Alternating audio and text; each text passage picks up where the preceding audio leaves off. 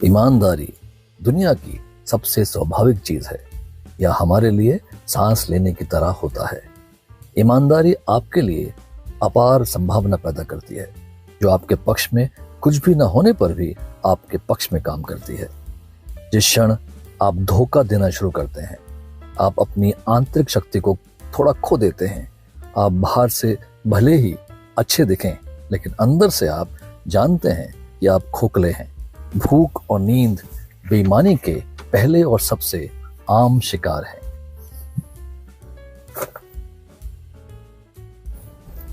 बेईमान बनने से कैसे बचें? अगर कभी भी ऐसी स्थिति आती है जब आपको लगता है कि आपको अपने बॉस या दोस्त या किसी और के दबाव के कारण बेईमानी करनी है, तो आप इस निर्णय या स्थिति को कुछ दिनों के लिए टालने का प्रयास करें।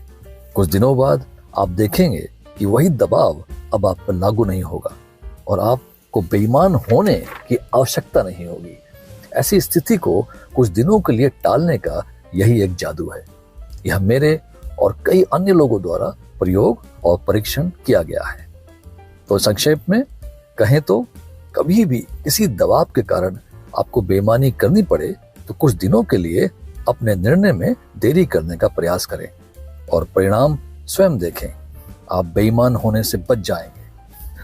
आप उस स्थिति के बारे में सोचकर कुछ ही दिनों में इतनी शक्ति प्राप्त कर लेंगे और जानेंगे कि अभी आप जो निर्णय ले रहे हैं वो बिल्कुल सही है, और आप उस स्थिति के लिए कड़ा रुख अपनाने में सक्षम होंगे। जिसने आपको बेईमान बना दिया होता अगर आपने उसी समय उसी दिन उस काम को स्वीकार कर लिया होता। इसलिए हमेशा एक आदत बनाएं कि आप ऐसी परिस्थितियों में कुछ समय मांग लें और फिर अपना निर्णय लें। आप हमेशा विजेता बनकर आएंगे और निर्णय के बारे में बहुत अच्छा महसूस करेंगे। इसके पीछे का तर्क या जादू, जब आप अपने निर्णय में देरी करते हैं और इस समस्या या स्थिति पर सोचना शुरू करते हैं, तो आपका दिमाग और शरीर आपको सही रास्ते पर ले जाने के लिए पर्याप्त समय लेता है। आपका दिमाग आपको कभी धोखा नहीं देगा।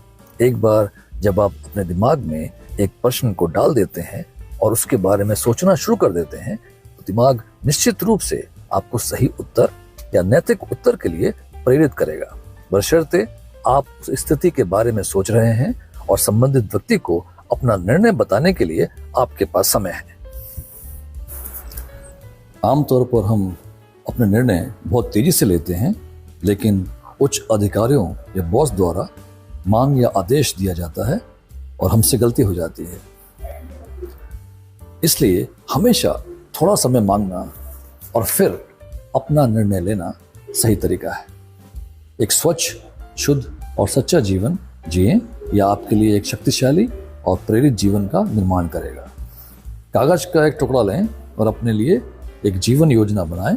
आपको उस कागज के टुकड़े पर निम्नलिखित बातें रखनी होंगी। आपकी क्या जरूरत है, आपकी क्या इच्छाएं हैं, ये सही है या गलत है, वे नैतिक हैं या नहीं। एक बार जब ये बातें स्पष्ट हो जाएंगी तो आपका जीवन एक अलग अर्थ ग्रहण करेगा। लेकिन ध्यान रखें, यदि आप अनैतिक लक्ष्यों और इच्छाओं का पीछा करने पर जोर देते हैं तो आप सच्ची सफलता से चूक जाएंगे। आपके जीवन में कोई भी व्यक्ति नहीं बचेगा। वे सब एक एक करके आपके जीवन से बाहर हो जाएंगे।